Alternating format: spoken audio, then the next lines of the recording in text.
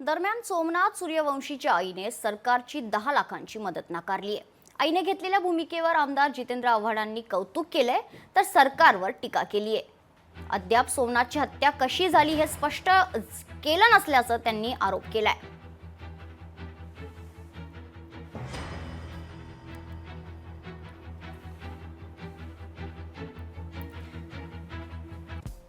सोमनाथ सूर्यवंशीच्या आईची परिस्थिती अत्यंत गरीब आहे, तरी सरकारकडून आलेले 10 लाख रुपये त्यांनी परत पाठवून दिले. अशा आईच्या पोटी जन्माला यायला भाग्य लागते. या स्वाभिमानी आईला माझा मानाचा मुजरा, असं ट्विट जितेंद्र आव्हाड यांनी केले.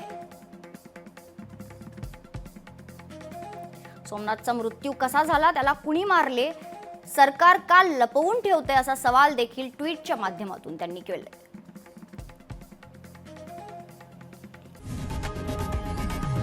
लोकशाही मराठी ऐका, पहा, जागरूक रहा.